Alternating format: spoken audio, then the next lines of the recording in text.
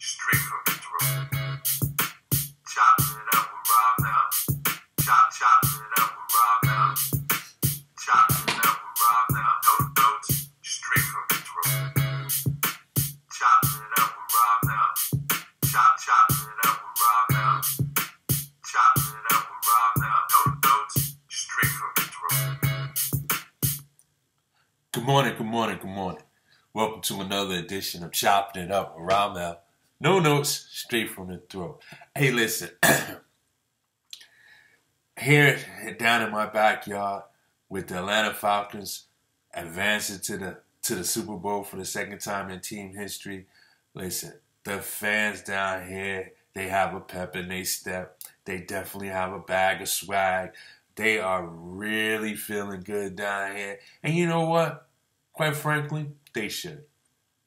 Listen, this Falcons team, it's one of the better offenses that we've seen in a long time. Matt Ryan is having a season for the ages. The defense is growing right before our eyes. There's a reason for them to be excited, celebrating, and hopeful. I tell you what, their chances of winning a Super Bowl is just as good as New England's. And I say this. Vegas has it, I believe, a three-point favorite for New England. This team, I tell you what, this team can compete and they can go out there and win this championship. And if it has anything to do with the fans will rally behind them. I tell you, I haven't seen fans like this about the Falcons ever. But they're going up against possibly the GOAT and Tom Brady. And one thing about New England, they're always going to be well prepared. You can rest assured that Bill Belichick is going to come out there and have a plan or a scheme to take away Julio or to take away Matt Ryan. He's going to find somebody else to beat them other than the usual suspect. This is going to be a great game here. Dan Quinn, it might come down to you. Yeah, ultimately, the players on the field, they have to execute. The players on the field, stars have to play like stars when stars need to be stars. But at the end of the day, you're going up against a legend, a shoo-in Hall of Fame coach, and Bill Belichick. You give this guy extra week to prepare, he's going to come prepared. He can win this game himself. I mean, plain and simple. I talk about how great Brady is and possibly the GOAT. But it's really the system. It's Belichick. If Tom Brady is playing on another team, do we see this type of Tom Brady? Maybe not. Maybe so. But maybe not. I believe it has a lot to do with the system. Belichick is going to be well prepared. Dan Quinn, thus far in your 2-year run, I have to say I've been very impressed with what I've seen with the Falcons. Sure, there was a meltdown last season, and maybe because it was still a learning process, an adjustment, and so forth. But you're there now, and you have arrived, and you have put your imprint on this team. And this trip to the Super Bowl has made Falcon fans forget about the Kyle Shanahan of last season, and even the fact that you guys let Roddy White go, one of the most popular Falcons in Falcon history. There was a lot of people that was up in arms about Roddy White being waived, released, cut, whatever, for Mohamed Sanu. Nobody didn't know much about Sanu. Sanu has been a solid ball player for the Atlanta Falcons. This should be interesting. Staying in football for 1 second. In the days to come, weeks to come, we're going to spend some time concentrating on the NFL draft. The New York Jets, they have the 6th pick in the draft. Everybody knows they need a quarterback. If the Jet brass is listening, please Deshaun Watson. I have a feeling Deshaun Watson is going to wind up with the Cleveland Browns, and I think that's a great move. I believe he could come there, energize a fan base, energize a city, and I think he'll get the support from other athletes out there. And with Cleveland fresh off of Cleveland Cavs fresh off of 2 trips to the finals, possibly a 3rd trip, with the Cleveland Indians fresh off of a trip to the World Series, drafting somebody like Deshaun Watson could be just what the Cleveland Browns need. A marquee player and someone that can provide a little razzle-dazzle. You have Terrell Pryor at the wide receiver spot that did a phenomenal job adjusting to a new position. Deshaun Watson should be a Cleveland Brown. They have 2 first-round picks. They have number 1 and number 12. I don't see how he slips to number 12. But if he should do, because some of the mock drafts out there have him slipping past that. Matter of fact, they have him like the 3rd quarterback off the board. I don't know how. He would be my first quarterback. Anytime you can go to a championship 2 years in a row, that has to be considered. But meanwhile, he's the 3rd quarterback coming up. So we'll talk about that as the Super Bowl ends. We have the Pro Bowl this Sunday. I'm not a big fan of the Pro Bowl. I will do very little discussion about that. All I know, the Pro Bowl is in Orlando. That's it. Let's move along to the NBA. What a night it was in the NBA. This is one of the strangest nights that I've seen, where there probably were about 10 games, and just about every underdog team won, except for maybe San Antonio beating Brooklyn and hot Washington Wizards beating Charlotte. But outside of that, it seems like every team that was either the underdog or just simply had the worst record won last night. Starting right here in my backyard. I don't know if it was a hangover effect. The players was out celebrating with some of the Falcon players last night. But the short-handed Clippers comes into Atlanta, who's been hot. No Paul. I believe Blake didn't play. And get a 10-point win led by Austin Rivers. Unbelievable. Unbelievable. 115-105. Unbelievable. Golden State Warriors, led by Durant's 27, Klay Thompson's 22, Curry's 21, goes into South Beach, Miami, to watch Dion Waiters have possibly a career night, scoring 33 points and hitting the game-winning 3 with 0.6 seconds left to go on the clock. Miami, unbelievable. Just simply unbelievable. How do you explain that? Cavaliers goes into New Orleans. No Anthony Davis. They lose 124-122 on the road to New Orleans. Terrence Jones, career night. I think he had like 36 points, 11 rebounds, 3 block shots, a monster block on LeBron in the final minutes. Meanwhile, Kyrie Irving had 49. LeBron, he had 26, 10 rebounds, 12 assists. He recorded a triple-double. Kevin Love had a double-double, 22 points, I think 13 or 16 rebounds. How do they lose? Yeah, Drew Holiday, he had 33 points. No Anthony Davis. The New Orleans Pelicans gets the win at home against the Cavaliers. Unbelievable. Unbelievable. Sacramento on the road goes into Detroit. There's not too much of a disparity between them, but Sacramento is on the road. Sacramento, by record-wise, is the weaker team. They get a win, 109-104, on the road. Unbelievable. The hot Utah Jazz hosting OKC. Now, this game could go either way, but record-wise, OKC is the worst team. Russell Westbrook records another triple-double. They get the win on the road. Unbelievable. I don't know what to say what happened last night in the NBA. It was definitely a bookie's night, I guess. Unbelievable. I haven't seen a night in the NBA where that many games was decided by the underdog winning. Unbelievable. New York goes into Indiana. Dr. Jekyll, Mr. Hyde. There's no other team better than that than the Knicks this year.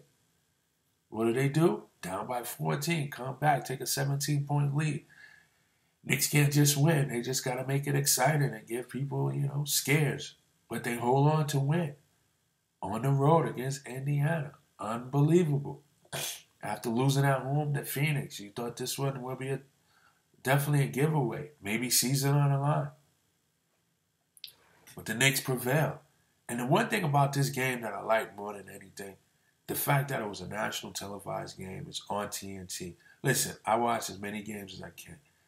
And listening to Walt Frazier, who I like, admire, and respect, Mike Breen. Sometimes you get that Homer call, or you get someone who's calling a game and favoring the Knicks a little bit, not giving the Knicks too much. They'll let them know about it, but not too much, because at the end of the day, Dolan's paying their check. You know what I mean? So they're not going to be too objective. Let's put it that way. But when you get a chance to listen to other pundits or maybe other former players, because now they're doing the broadcasting the game, it's good to take their take on it, because they don't see them every day like we see them, and they're probably going to be more fair and impartial opposed to being biased and less objective. And to listen to Reggie Miller and Grant Hill, former greats in the game, talk about the Knicks in the way they did, it is almost, they're in shock that the Knicks have played this poorly. They're in shock that the Knicks are playing it the way they are. I mean, I'm listening to Reggie and even Kenny Smith after the game. He says he still believes the Knicks are going to make the playoff. And I do too. But the thing is that what we saw last night, why can't we see it all the time? Even from the substitution pattern, just the decision making, maybe some of the ball movement that we saw, some of the defense that we saw. I mean, why can't we get some of that on every night? Why can't Hernana Gomez play 20 minutes a night? So many nights I've seen this guy come off the bench and give a double-double performance in less than 20 minutes. I know this is a big statement, but he has a little Marc Gasol in him. This guy's a very skillful player. He's good around the basket with both hands. He seemed to have a nose for the ball, has a nice little touch around the foul line extended. Why can't he play, especially when you have a Noah that with a GPS can't find his way to the basket? Why can't this guy find more minutes for him? Right? Kaminskas, he didn't have it last night, but you can see that this is a pro's pro. But why can't he find more minutes for him?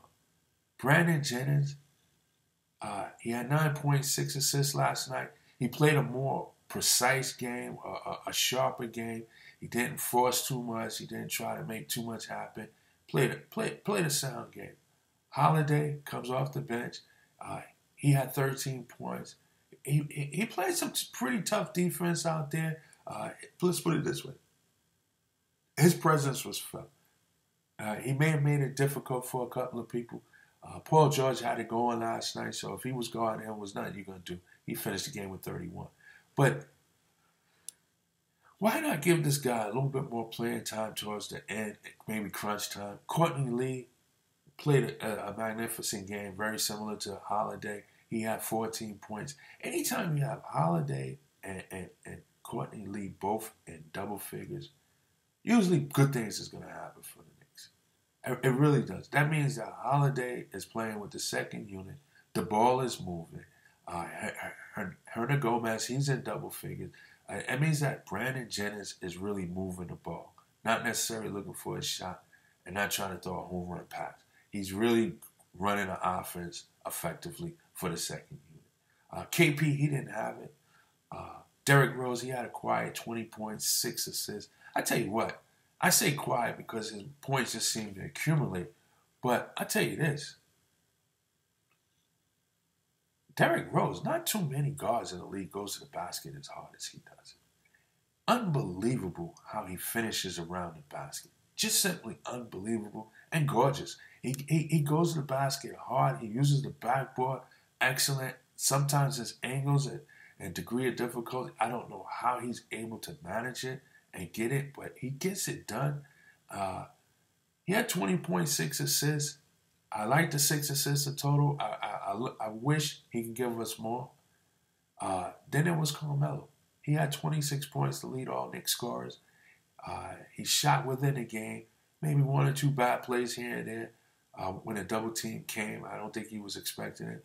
But he was able to seal the deal with a baseline jumper on a switch. However, it was just a good game. It looked like Jeff Hornacek pushed all the right buttons. I think sometimes Jeff waits too long to call a timeout to stop the bleed. I'm sitting there at home, call a timeout. But he gets paid the bucks he does to do what he does. But at the same time, the way the Knicks played last night and secured this victory, it just leaves you with, how come they can't do this more?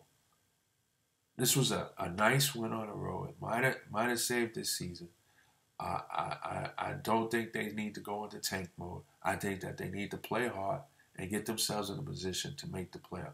This is not a lottery team. This should be a playoff team. And there's enough time to get it going. Maybe the All-Star break might help. I don't think Carmelo's going to be selected to the All-Star game this year. Might be a much-needed rest that he needs because he's got an ailing shoulder. You always wonder about his knees. Plus, the trip to the Olympics this year, how will that have an effect with him come March or April when he's needed? So a week off for him might be just what he needs. So we'll see how that goes. But a good win for Knicks, nevertheless, last night. And I would like to see a little bit more bench play. I think Hernan Gomez should get up to 20 minutes a game. This doesn't mean Kyle O'Quinn shouldn't play, but I do think Hernan Gomez should play a little bit more and keep Brandon Jennings under control like he was last night. And I think you'll see a better effort or better results from the second unit. But at the end of the day, good win for New York. They salvaged their season. They still remain only 2.5 games out of the 8th spot. There are 6 games under 500. They got a tough 4 games to close out the month ahead of them. I believe they have Dallas. They also have Atlanta. They have Washington. And there's another team in there that I just don't remember at this time. I think they play them on Friday. Yes, they do play them on Friday. Doesn't come to me right now. But either way, they need to find a way to go 3-1 during this stretch. Nothing less than 3-1. They have to come up 3-1. Dallas, they should be able to win. They owe Washington. They've been playing tough with Atlanta all year. They should be able to get this win on the road. 3-1 in this last four games could somewhat salvage an awful month. It really can. So let's see how the Knicks close out the month strong with these last 4 games, and hopefully they close it out well. And that's going to do it for today. We'll talk more tomorrow about the All-Star selection. I'm against what they did with the All-Star voting this year. We'll talk a little bit about that as we have some idle time in NFL. We'll ramp up the NFL talk on Monday when I give my prediction. But I'm going to close out with that. I see you guys in 24. Peace and blessings. Y'all have a great day. Remember, this is Ramel with Choppin It Up with Ramel. No notes, straight from the throat. Hey, yo, y'all be good. Thanks. Chopping it up with Ramel.